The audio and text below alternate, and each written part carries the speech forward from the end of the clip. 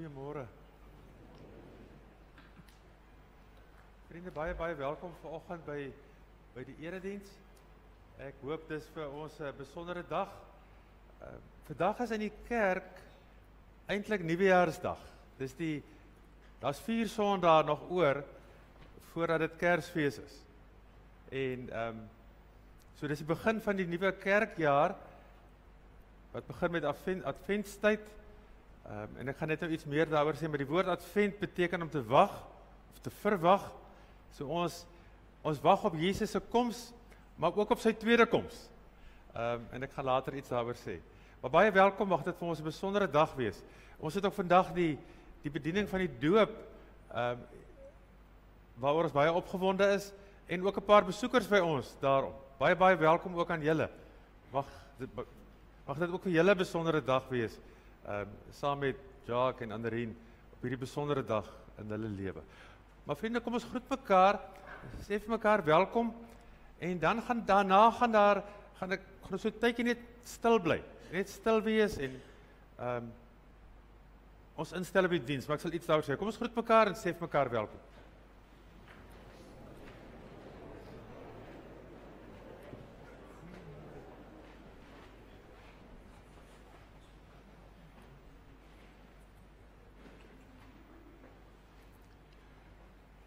Kom ons raak net vir 'n oomblik stil en ons haal net diep asem en raak bewus dat ons hier is.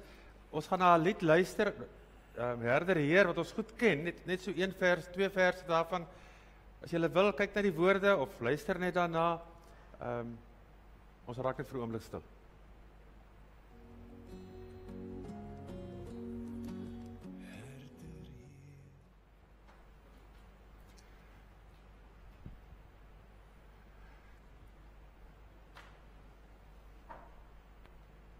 Om daarbij aan te sluit, begin ons vandag se erediens met die woorde van Psalm 4. En Psalm 4 is 'n aangrypende psalm van 'n persoon wat baie bekommerd is, ontsteld is. En dan sê hy in vers 8 van Psalm 4: Maar U het my reeds groter vreugde laat beleef as wat daar is by mense wat koring en wyn in oorvloed het. Waarmee hy wil sê, ek het groter vreugde. Want dit is eintlik sy bekommernis om te sê, maar ek het niks en ek kry swaar en die lewe is moeilik. Maar ek het groter vreugde as mense wat baie het. Want ek het U. En dan sê hy, as ek dit beleef in my besorgdheid, sal ek onbesorg gaan lê en dadelik aan die slaap raak. Want Here, U alleen laat my veilig woon. U alleen gee vir my vrede. En vriende, ons weet mos nou, wat maak bekommernis en besorgdheid met ons slaap? Dit jaag die slaap weg. Nou sal ek onbesorg gaan lê en dadelik aan die slaap raak, want Here, U hou my vas.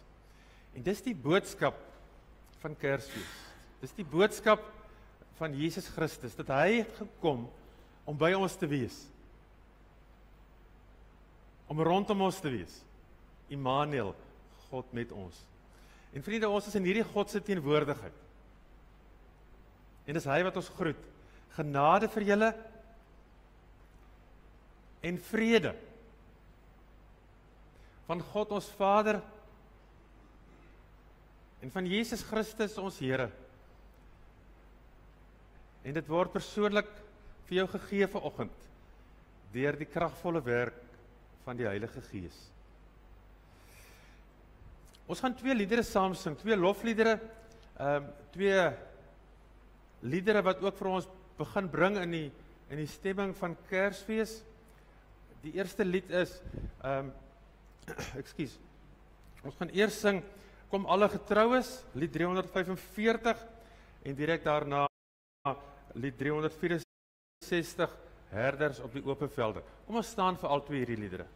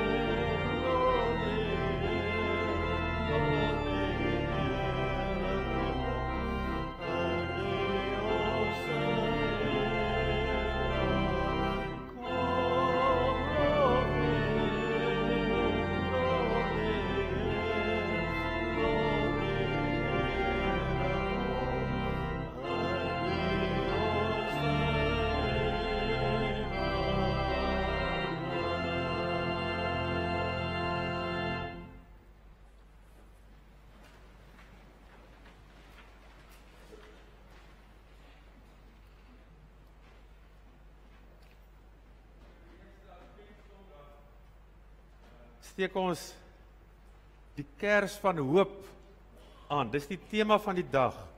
Hoop. Elkeen van die 4 Adventsondae het 'n tema. En vandag sin is hoop.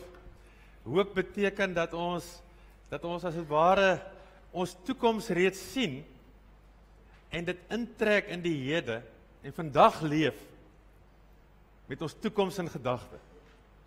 Mag dit ook vir ons vandag waar wees en in hierdie komende week op 'n besondere manier. Maar soos ek gesê het, vandag het ons die voorreg om Jacques en Annerien se dogtertjie Sofia se doop te mag bedien. Nou kan ek dit gou vinnig sê, vir 'n paar van julle sal dit interessant wees dat Annerien se oupa en ouma was oom Joe en tannie Anna Barrows gewees. Oom Joe was jare gelede ons koster in die gemeente. En jou oom en tannie, Riel en Elise, hy was nogal op stadium leier diaken by ons in die gemeente. Maar ongelukkig, hulle twee is albei oorlede, jou oom en tannie. En jou oupa en ouma natuurlik ook. Maar ons is so dankbaar dat julle nou lidmate van ons gemeente is. En ook jou broer François, is ook lidmate van ons gemeente. En dat julle vanoggend, en julle skryf dit so mooi in julle gebed, hierdie wonderbaba van julle laat doop. Nou vriende, die doop is belangrik om te weet. Ek dink vir my, vir my is die doop van 'n babietjie die grootste sigbare teken van genade. Dat God, terwyl sy van niks weet nie, sonder dat sy gevra het daarvoor, sonder dat sy besef sy dit nodig, het God in Jesus Christus reeds alles vir haar gegee, wat sy nodig het om gered te wees. Het hy ook haar geneigtheid tot sonde, haar ingebore sonde op hom geneem, en vir Sofia die mag van die sonde gebreek. En nou kom sê hy vanoggend vir Jacques en Annerien, en kom sê hulle, maar ons sal vir haar vertel daarvan. Ons gaan met ons huwelik, met ons leefwyse, met ons gesinslewe, gaan ons vir haar wys, hoe lyk dit om 'n gelowige te wees? En ons gaan oor en oor vir haar vertel, dat Jesus vir haar lief het, en dat sy die teken van sy liefde het, en dat sy opgeroep word, om daai genade wat die Here vir haar gee, vir haar toe te eien. Met ander woorde, die doop red jou nie. Die doop is ook nie die ouers wat die kind aan die Here wy nie. Die doop is God se trouring as dit ware, waarmee hy vir haar sê, ek gaan getrou bly aan jou. Ek gaan jou nooit vergeet nie. Hy sê niks hierin van haar of sy hom gaan vergeet of nie vergeet nie. Al wat hy sê is, Sofia, ek gaan jou nooit vergeet nie. Daarom is die doop vir my, ek dink in ons moderne tyd, sal ek sê, maar ja, kom ons sê liewer eers dit, in die Ou Testament het God 'n ooreenkoms gemaak met mense. En die doop is 'n teken van daai ooreenkoms met die mense. Die Bybel praat van 'n verbond. En in die woord verbond hoor ons die verbind. In die verbond verbind God hom aan die mense. Nie hulle aan hom nie. Hy sê ja, julle moet reageer daarop, maar die verbond is dat ek my verbind aan julle. En ek dink vir my is die maklikste verstaan, is 'n testament. Dat iemand bemaak wat hy het aan iemand anders. God gee die verlossing wat hy het aan iemand anders. En hierdie ooreenkoms is op 'n ander manier geldig as 'n gewone kontrak. Hierdie ooreenkoms, die verbond, die testament, is geldig as een persoon dit geteken het. Die ontvanger hoef dit nie te teken nie. Die een wat dit gee, teken dit. God teken dit. Hy sê, ek sit my handtekening in bloed hierby. Sofia, Victor, ek het jou lief. En daarmee bemaak hy as het ware al sy gawes, sy verlossing aan haar.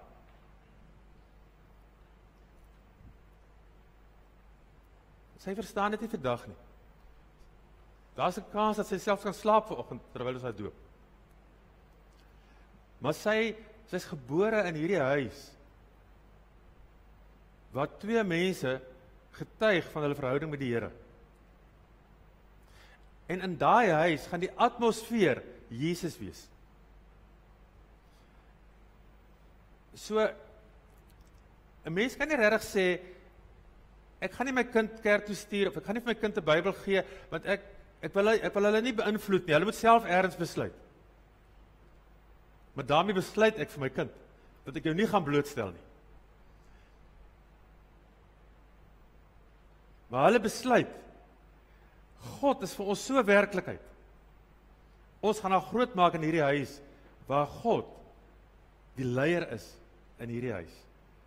En daarom word die kinders ingesluit by die verbond, want God sê dit ook vir die kind, hoe lief hy vir haar het. So, daarom word sy gedoop in die naam van die drie enige God, die Vader en die Seun en die Heilige Gees.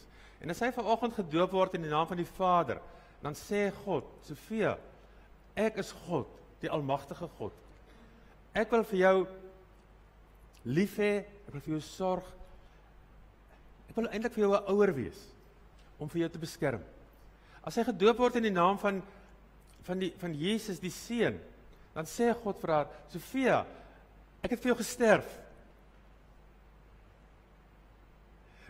En ek gaan vir pappa en mamma vra, hulle moet vir jou enige oomblik, altyd vertel van hoe lief hulle vir Jesus is en wie Jesus vir hulle is. Want ek wil die God wees wat jou red. En as hy gedoop word in die naam van die Heilige Gees, dan sê God, Sofia, ek wil in jou kom inwoon. En ek wil jou elke dag nuut maak. Ek wil jou gewete word. En ek wil jou lei in hierdie lewe. Die doop van 'n kind. Wat 'n wonderlike teken van God se genade. God wat net gee. Kom vorentoe en dan dieselfde tyd kan Sofia ook ingebring word.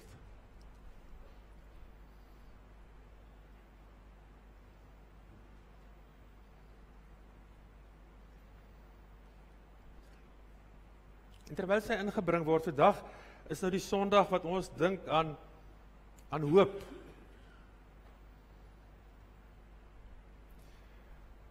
Daar gaan nou 18 jaar voorlê, 20 jaar voorlê, voordat sy, Sofia, op haar eie voete staan en die lewe gaan begin leef. Tot dan is Jacques en Annerien vir haar verantwoordelik. Hoe weet hulle hoe die lewe gaan lyk in hierdie 18 jaar wat voorlê? Wat lê alles vir hulle, vir die land, vir die wêreld voor? Dis hoop. Hoop is om te sê, dit maak nie saak hoe die wêreld gaan lyk nie.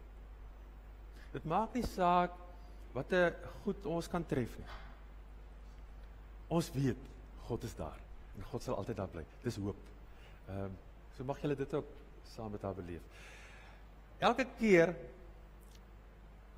en jy is ook hier gedoop, elke keer, en toe jou ouers dit ook beloof of gesê, elke keer as 'n mens so oor 'n drempel gaan in jou lewe.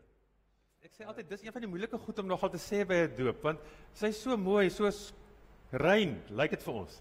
Maar sy is in sonde gebore en ontvang. Maar glo julle dat God haar so lief het? En dat omdat julle bely dat julle glo, hy haar deel maak van hierdie verbintenis en hom ook aan haar verbind. En beloof julle om vir haar die ouers te wees, wat vir haar vertel van Jesus, wat vir haar 'n voorbeeld is, en wat ook vir haar oproep om God se beloftes aan te neem. En dan die laaste vraag, onderneem julle om deel van die geloofsgemeenskap te bly, en ook die kerk toe te laat, om haar op te voed, en ook 'n bydrae te lewer in haar geloof. Jacques, Annerien, wat is julle antwoord?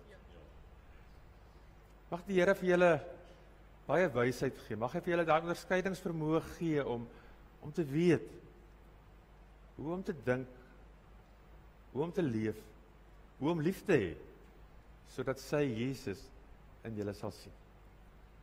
Ons gaan loop.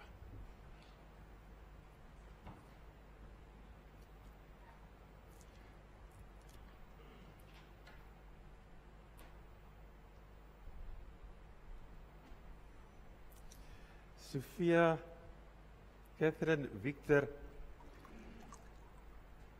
ek doop jou in die naam van die Vader,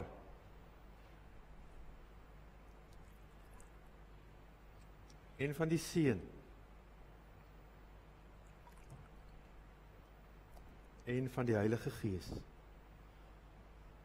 Sophia, nou het jy die teken daarvan op jou voorkoppie, dat God vir jou sê, dat hy hom aan jou verbind, en dat hy jou baie lief het. En ek gaan probeer vashou. Jy bietjie by my kom sit. By my kom sit.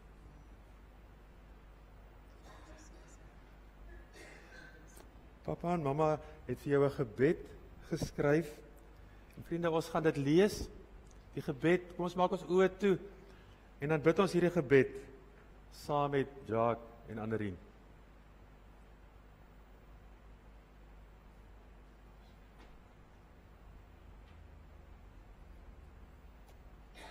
Liewe Here, dankie vir ons wonderwerk baba, Sophia. Dankie ook dat U haar aan ons toevertrou het. Help ons asseblief om goeie ouers vir haar te wees.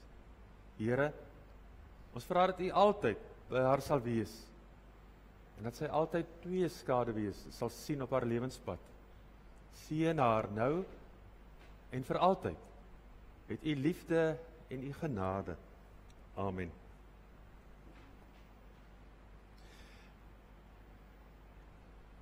Ek gaan nou vat hoor. En hier is Sophia.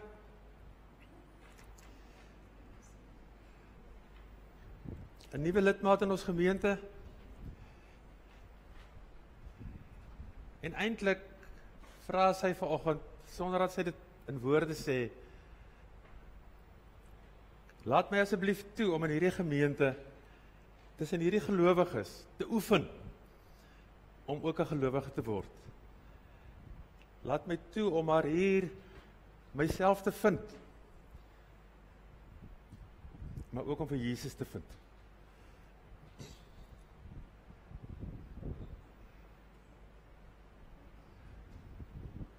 Sê hallo vir hulle.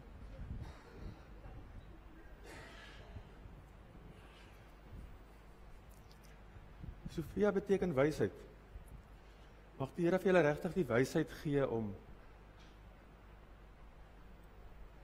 die Here se liefde, die Here se genade teenoor haar uit te leef, sodat sy 'n ware Sophia sal wees. Kom ons sing 'n lied, ook 'n adventslied. 'n lied waarin ons sê dat God liefde is en dat hy sy liefde wys deurdat hy homself vir ons gee. Kom ons staan en dan sing ons hierdie lied.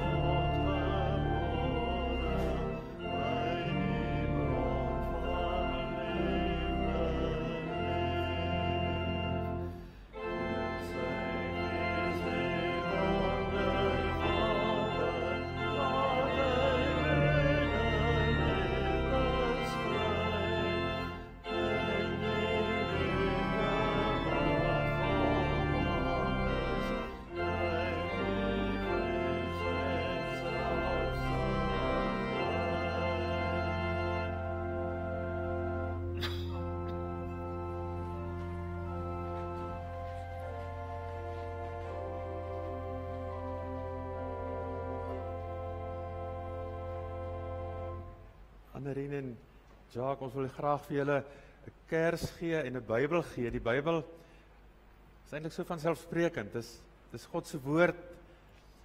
Dis sy lig op ons pad, sy lamp voor ons voet.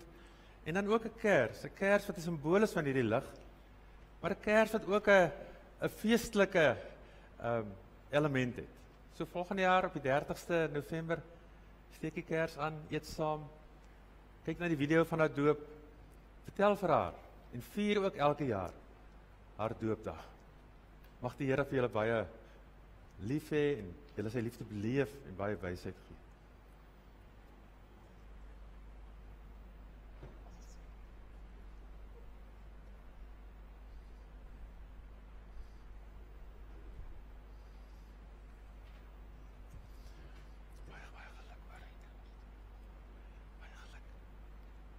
Baie geluk hoor.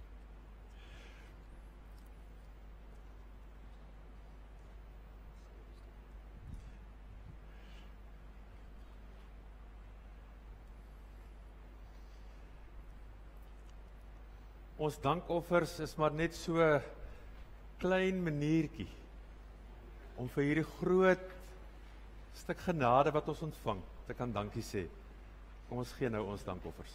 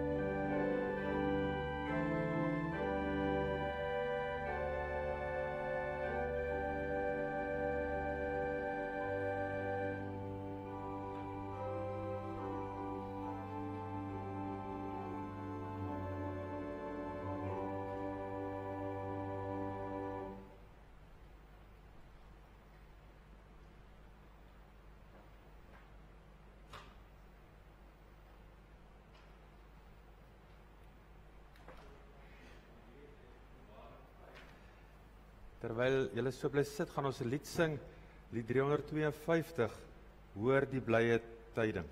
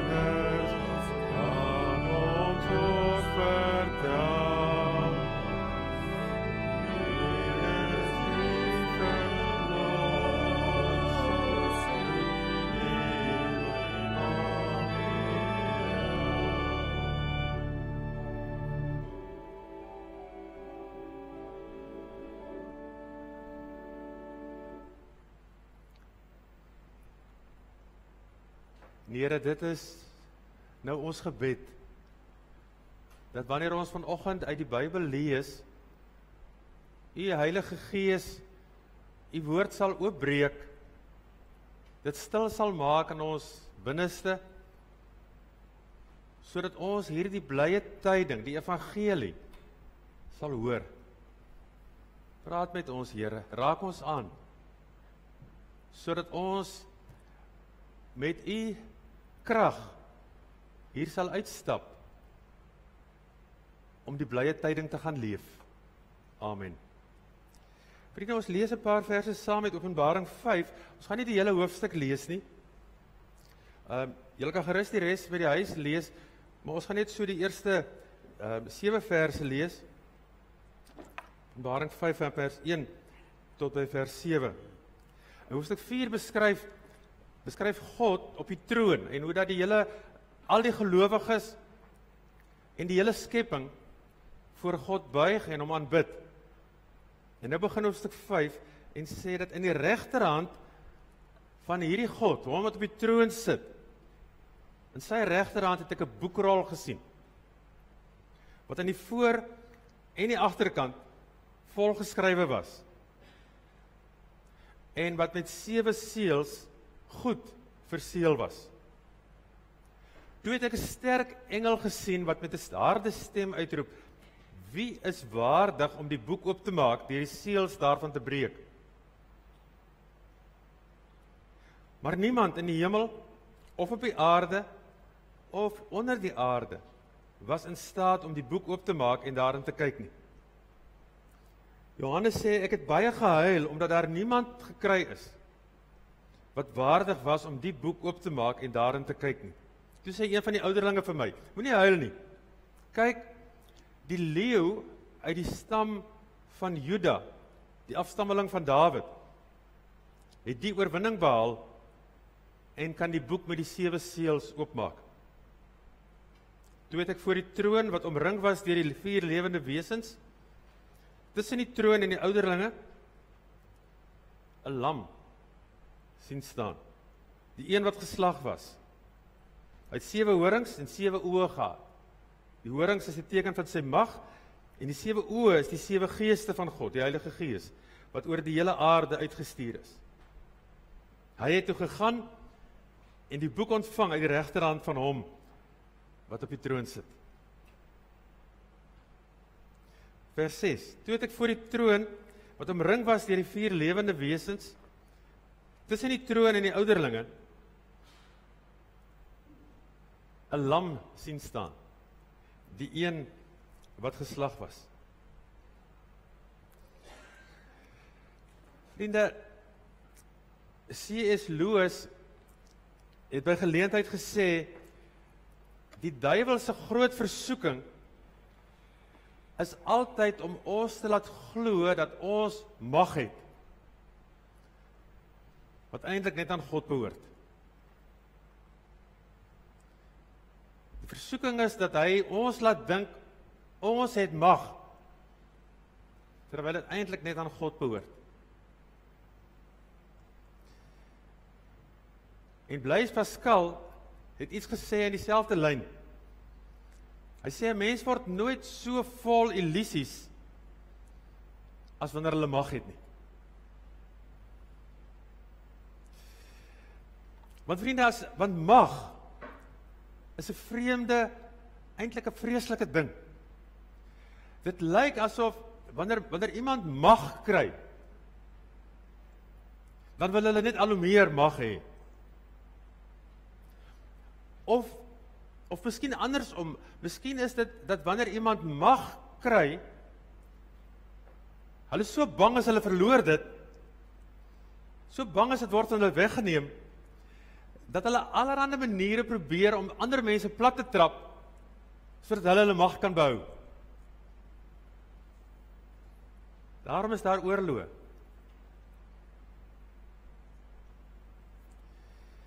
En ons het die afgelope paar jaar weer gesien, as iemand onder die illusie is, dat hulle al die mag het. Hoe iemand wat dink ek het die mag, net kan praat, net besluite kan neem, en 'n ander land totaal kan vernietig. Om dit wat oor jare, oor dekades en eeue opgerig is, in 'n oomblik net kan platvee. Om nie eens te praat van die duisende lewens wat beëindig word nie. Ek wonder of dit dalk is hoekom ons praat van iemand word magsdronk. Want jy kom so onder die invloed daarvan dat jy net nie meer rasioneel kan dink nie en dat jy net eenvoudig net aangaan en alles wil vernietig. Soms span mense nie wapens in nie. Of dan nou nie militêre wapens nie. Maar gebruik hulle enige iets anders, soos onder andere die ekonomie as 'n wapen om handelstariewe in te stel.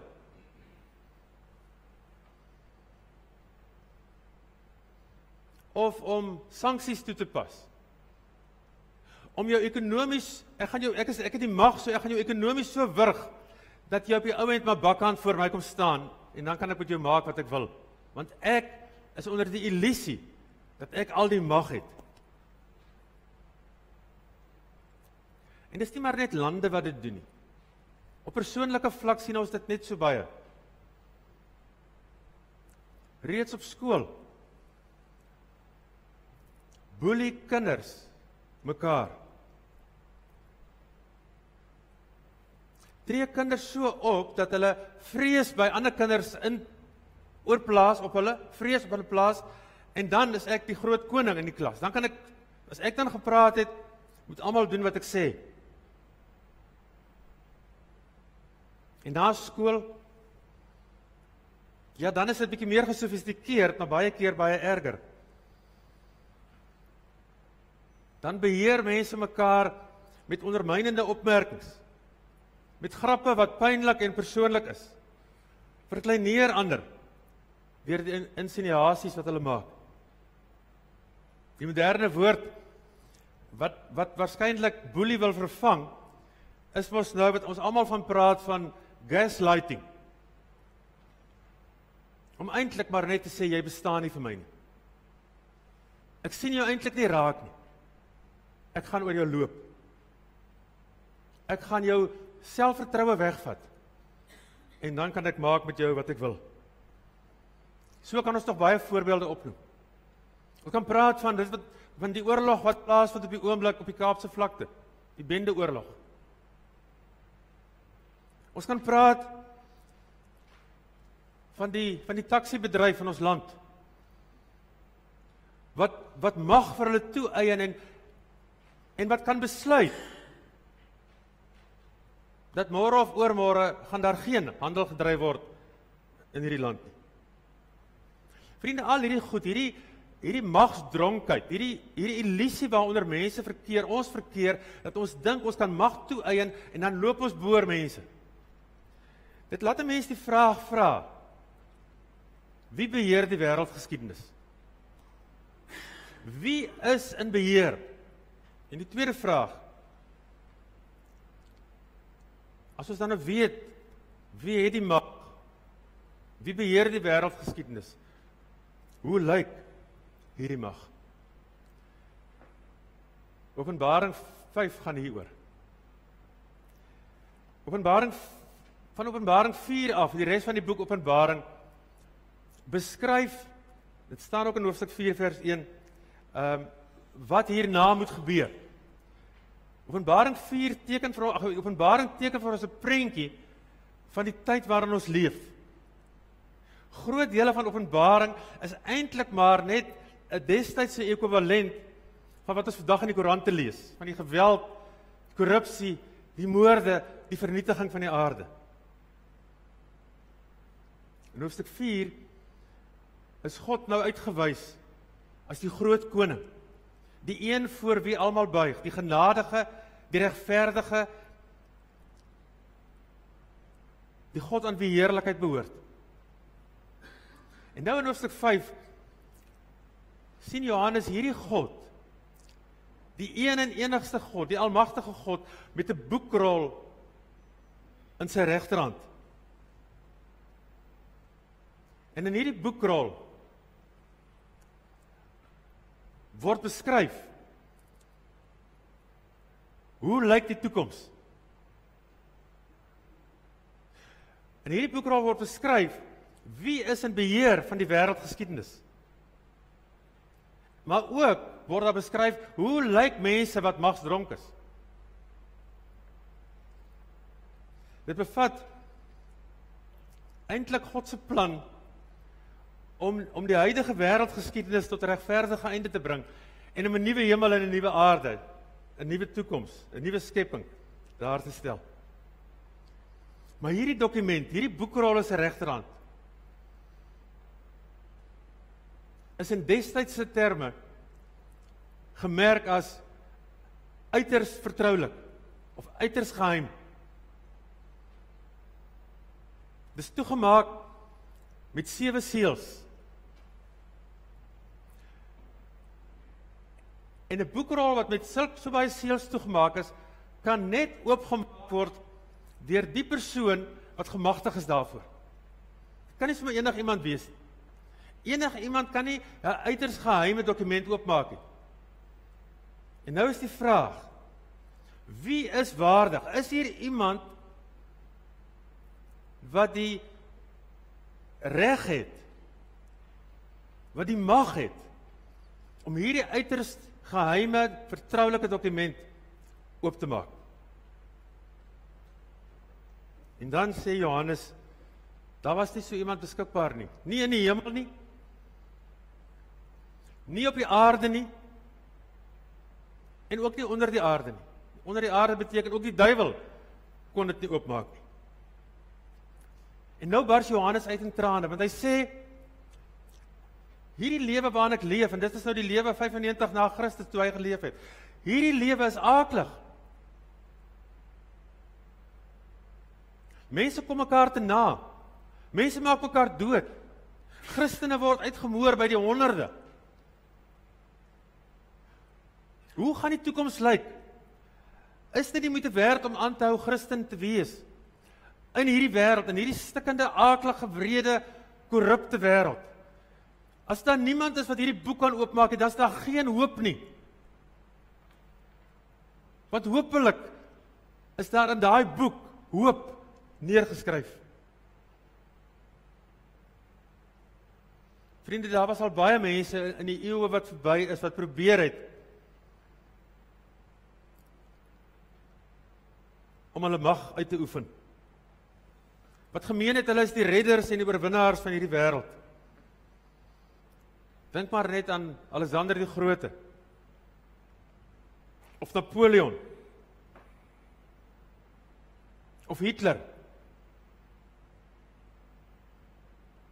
Ek sal maar liewer nie name noem in die huidige tyd nie, maar mense wat dink, en wat soms ook sê, maar ek is die redder van die wêreld.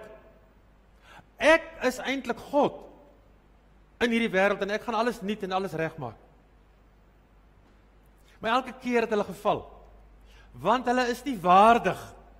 Hulle het nie die kwalifikasie om hierdie boekrol op te maak. Hulle kan nie hoop gee nie. Hulle weet nie, hulle kan nie doen wat in daai boekrol geskryf staan nie. En dan kom daar 'n ouderling, en hy praat met Johannes en sê, hou op huil, man. Die leeu uit die stam van Juda sal hierdie boek oopmaak. En Johannes verstaan dit onmiddellik. Want Johannes onthou dat in Genesis 49 het Jakob al sy kinders geseën.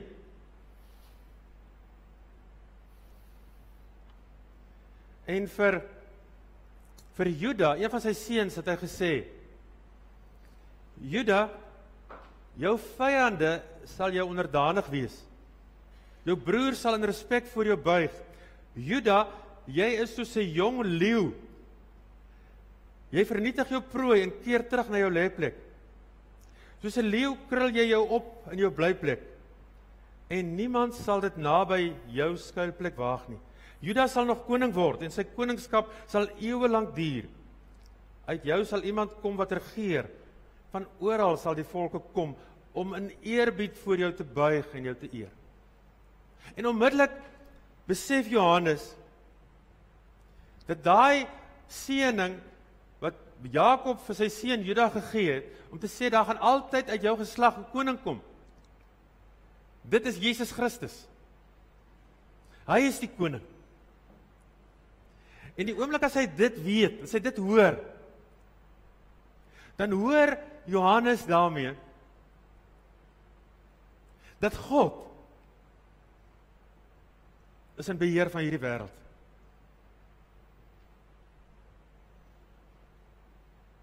En dan moet ek en jy vanoggend dit hoor in hierdie hoofstuk, wat op 'n vreemde manier geskryf is.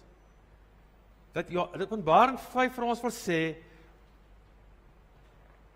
die leeu uit die stam van Juda. En uiteindelik van Juda af, via Dawid, via Josef is Jesus gebore. Die Messias, die verlosser, hy is die verlosser. Hy sal ons red. God regeer hierdie wêreld. Vriende, dit lyk nie so nie. Dit klink ook nie so nie. Maar miskien moet ons in hierdie week, waar ons oor hoop nadink, net stop daarby om te sê, God regeer hierdie wêreld. Moenie onmiddellik sê, ja, maar wat van wat nou in daai land aangaan, wat van daai oorlog, wat van wat op die Kaapse vlakte aangaan, wat van dit en van dit nie. God regeer hierdie wêreld. Nie die staatshoofde nie. Nie die mense wat ander lande uitwis nie. Nie die bendes nie. God regeer hierdie wêreld. Nou is Johannes so opgewonde, want ja, uiteindelik die leeu is die sterkste van al die diere. Koning leeu.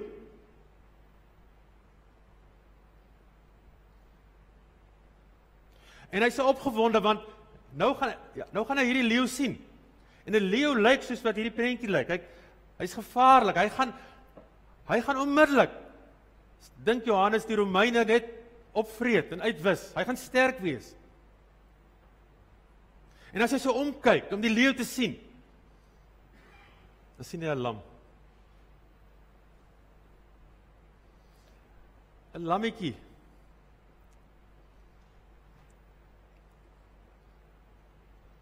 Wat nie eens 'n versnapering is vir die leeu nie. Hy gaan nie eens behoorlik weet wat iets geëet as hy die lammetjie geëet het nie. Maar hy sien nie 'n leeu nie. Nie 'n leeu wat die Romeinse owerheid kan vernietig nie. Nie 'n leeu wat die vyande kan tot niet maak nie. Nie 'n leeu wat die mense wat die Christene doodmaak gaan opvreet nie. Hy sien 'n lammetjie. Maar dis nie al nie, hy sien die lam, die een wat geslag is. Hy het 'n merk om sy keel, hy's klaar geslag. En dan besef Johannes, ja, God regeer hierdie wêreld. Maar hy doen dit op die manier van Jesus. Ons moet onthou, in daai tyd, dis maar amper soos nou. In die res van Openbaring word gepraat van die duiwel as 'n groot rooi draak.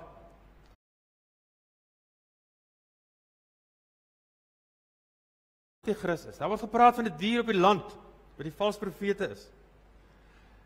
Die seels en die trompette en die bakke vertel vir ons van al hierdie verskriklike goed wat gaan gebeur in hierdie wêreld. Wat eintlik maar 'n ekwivalent is van wat ons vandag in die koerant lees. Om in so 'n tyd, om in 'n tyd soos die waarin Johannes leef, om in 'n tyd soos die waarin ek en jy in 2025 leef in Suid-Afrika, om in 'n tyd soos die waarin mense leef op die Kaapse vlakte en waar ouers nie weet of hulle vanaand weer hulle kinders gaan sien nie, omdat 'n dwaalkoel hulle dalk kan tref nie. In so 'n tyd moet jy die weermag instuur met hulle wapens en die leeu's met hulle groot bekke om hulle te verslind. Maar God regeer hierdie wêreld vandag soos 'n lam. Maar die lam het mag, 7 horings. En die Heilige Gees is op hom. Vriende, God sou 'n einde kon maak aan die magsdronkes se vergrype. God kan voordat hierdie erediens verby is, die hele bendeoorlog op die Kaapse vlakte tot 'n einde bring en almal laat sterf. God kon 2 jaar gelede op die 8de Oktober, die dag nadat die oorlog in Israel begin het, 'n einde gemaak het daaraan as hy wou. Hy kan, want hy is almagtig. Maar God is nie magsdronk nie. God is vol liefde. God wil hê dat mense tot bekering moet kom. Daarom sê hy, wag nog 'n tydjie. Laat hulle maar aangaan soos hulle aangaan. Hoopelik kan hulle sien, hoe lyk dit as mense nie vir God ken nie. Hoopelik kan hulle sien, al huil God ook oor kindertjies wat op die Kaapse vlakte doodgeskiet word, deur dwaalkoels. Al huil God ook daaroor, en sê hy, maar hoopelik sal hierdie mense op so 'n manier kan sien, hoe lyk dit om sonder God te leef. Dis maar net so 'n splintertjie van die ewigheid sonder God. Hoopelik sal hulle tot bekering kom. Hoopelik sal die Christene, die mense wat die lig het, hoopelik sal hulle kom en kom vertel en kom leef en kom wys hoe lyk God se verlossing. Vriende, God se mag. God is die leeu. Hy is die koning. Maar hy het nie gekom om gedien te word nie. Hy het gekom om te dien en sy lewe te gee as 'n losprys vir 'n klein dogtertjie, Sofia Victor.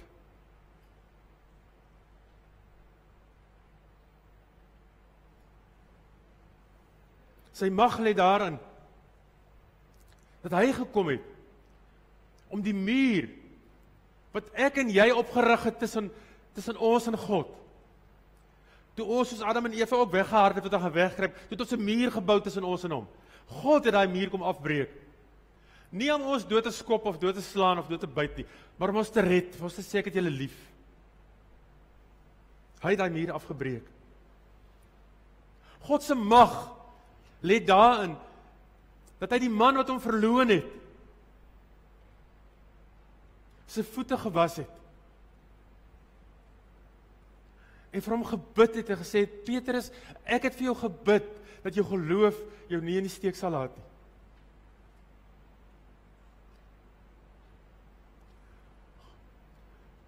Vriende, God se mag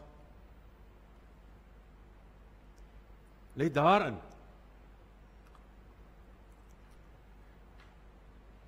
nie dat hy slag nie, nie dat hy vernietig nie, maar dat hy geslag is.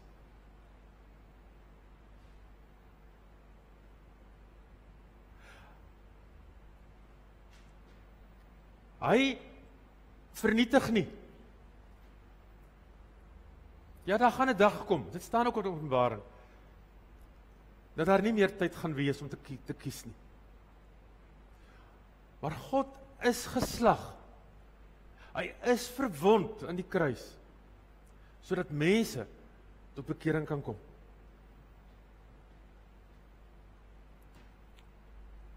Ons moet dit glo.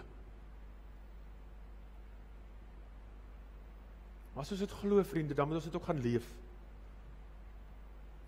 Dan moet dit ook wees die manier waarop ons in hierdie wêreld regeer.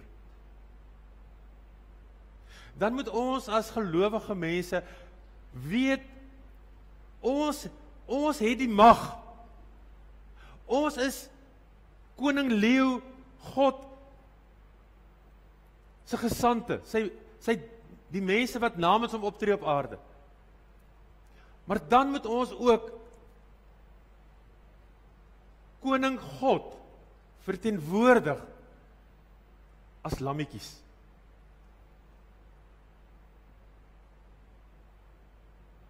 Want hy het ons losgekoop, sê Petrus, en ons 'n koninkryk en priesters vir God gemaak, om die aarde te regeer.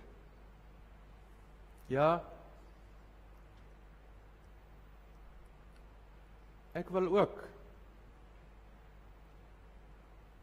meer as een dag leeuklere aantrek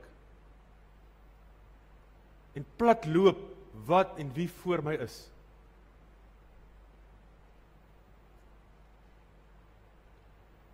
Maar vriende, as ons dit doen, dan is al wat ek doen om in kompetisie te gaan met die mense wat volgens ons verkeerd is.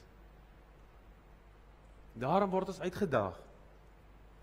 Daarom word ons uitgedaag in hierdie adventstyd om in Suid-Afrika, in die wêreld waar jy en ek my bevind, jy jou bevind, met 'n hemelse gesindheid,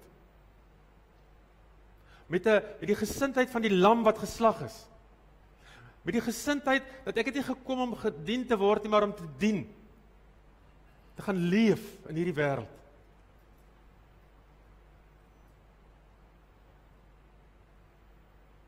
Is nie die president of Donald Trump of Putin wat die mag het nie. Ons het die mag. Ons is God se verteenwoordigers. Om die leeu wat mense kan red te gaan sigbaar maak in hierdie wêreld. Miskien is dit hoekom Plato gesê het: 'n mens word gemeet aan wat jy doen met mag. Ons, die gemeente, die kerk, ons word gemeet aan wat ons doen met mag. Amen. Here, gebruik ons, gebruik my, gebruik die gemeente om in hierdie Kersfeestyd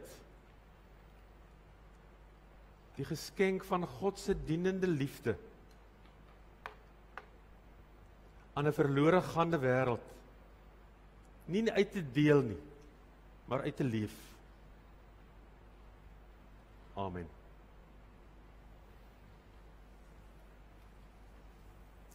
Onthou tog, vanaand 7:00 is die Kerssangdiens. Kom ons woon dit by. Ons is nie meer gewoond om in die aand 'n erediens by te woon nie, maar so 1 of 2 keer in die jaar het ons wel 'n erediens in die aand. Vanaand is die hoogtepunt daarvan 7:00 vanaand. Kom ons sluit af met lied 368, Wyl herders by hul kudde wag. Ons sing 3 verse daarvan.